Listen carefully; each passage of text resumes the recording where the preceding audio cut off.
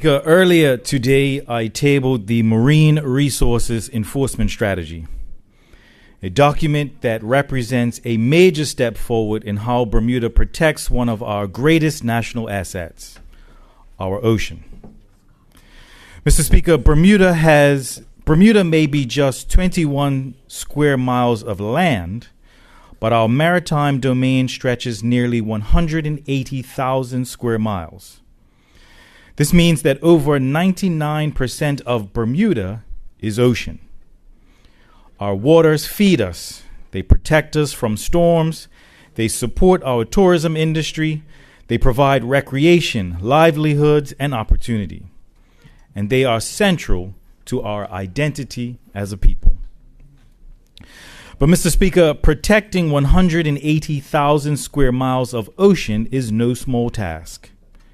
And for too long, marine enforcement has been constrained by outdated legislation, limited tools, and fragmented coordination. This strategy changes that. Mr. Speaker, the vast majority of Bermudians who use the ocean, such as our commercial fishermen, weekend anglers, divers, and boaters, follow the rules. They respect closed seasons.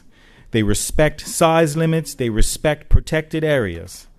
But when illegal activity goes unchecked, when fish are sold without licenses, when protected areas are ignored, when penalties are inconsistent, it undermines fairness.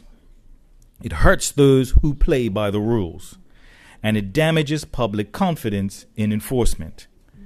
This strategy is about restoring that balance. It's about fairness, it's about credibility, and it is about protecting the long-term value of our marine resources. Mr. Speaker, this strategy moves Bermuda from a reactive and sometimes fragment enforcement model to one that is modern, coordinated, and intelligence-led. So what does that mean in simple terms? It means using better data to identify high-risk areas, improving coordination between agencies, modernizing laws so officers are not required to catch someone in the act in order to prosecute, investing in the right tools and training, ensuring that when violations occur, they are followed through properly. In short, it means making sure that enforcement leads to real consequences when necessary and real deterrence overall. Because enforcement that is inconsistent is enforcement that is ineffective.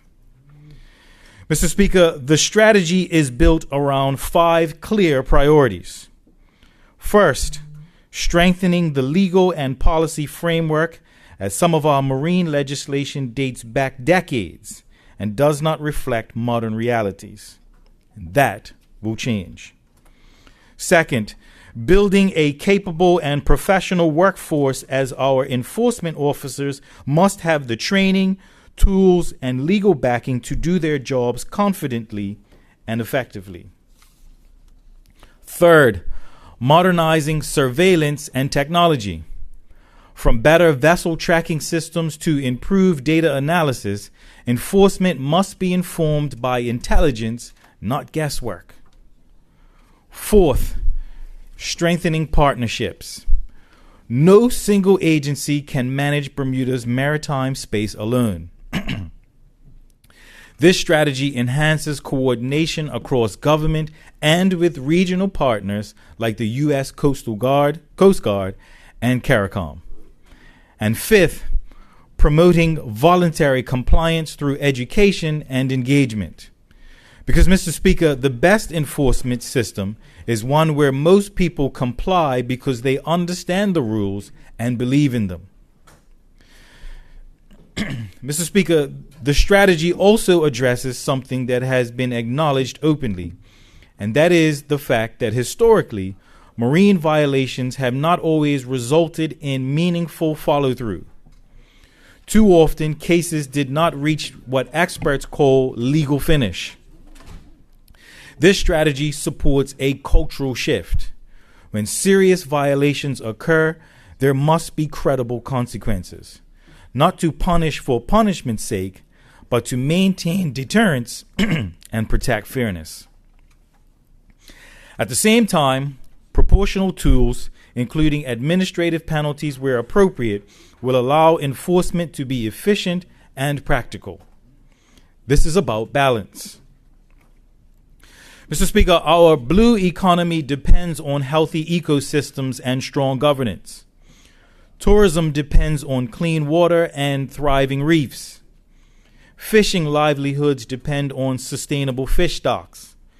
Future economic opportunities from marine research to emerging ocean industries depend on credible regulation. Mr. Speaker, the strategy also acknowledges emerging threats, such as illegal, unreported, and unregulated fishing, transnational maritime crime, pollution, climate change, and cybersecurity risks to our maritime systems.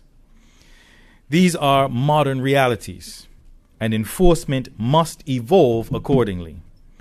This document adopts an adaptive approach, meaning it can respond to changing risks and new information over time. Mr. Speaker, this strategy was not developed in isolation.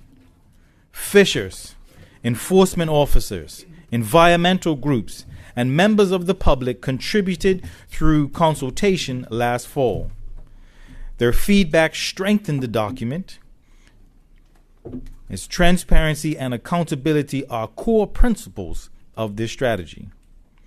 We will monitor performance, we will evaluate outcomes, and we will adjust where necessary, because good governance requires both action and accountability.